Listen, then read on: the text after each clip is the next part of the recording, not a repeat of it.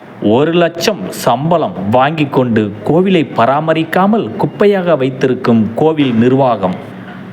வந்த மாட்டை கட்டுவது இல்லை, போன மாட்டை தேடுவது இல்லை என்ற கிராம பழமொழிக்கு ஏற்ற இந்த கோசாலை இருப்பது கண்ணாலே நீங்க பார்க்கலாம்.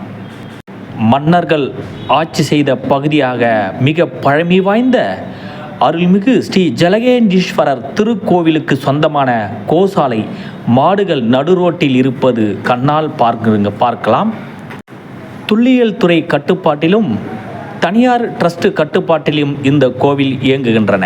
ட்ரஸ்ட் உறுப்பினர் தலைவருக்கு மாதம் 1,00,000 சம்பளம், பன்னீர் வாங்குவதற்கு மாதம் 1,00,000 செலவு, பூவுக்கு மாதம் 1,00,000 செலவு.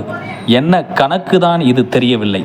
இந்த கோசாலையிலிருந்து ரகசியமாக அடிமாட்டு மாடு வெட்டுவதற்கு விற்கப்படுகிறது என்று குற்றச்சாட்டும் எழுந்துள்ளது.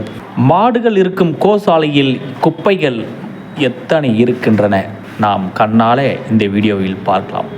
மாடு சரிவர பராமரிக்காமல் மாடுகள் வெட்டுக்கு விற்கப்படுவதாக சொல்லப்படுகிறது. இவர் என்ன பண்ணார், திடீர்னு 30,000க்கு விற்றார் ஒரு பசுவை. ஆனால் கோயில் கணக்கில் 5 தான் ஏறினார். இது கரெக்டாக எழுதுகிறேன். இதுக்கு கோயில் மாட்டை வாங்கி போனவன் ட்ரெஷருக்கு வேண்டியவன் கூட ஒரு சாய்பு வரான். அந்த சாய்பு என்னன்னு சொல்லிட்டு ஒரு யாதவா வரான்.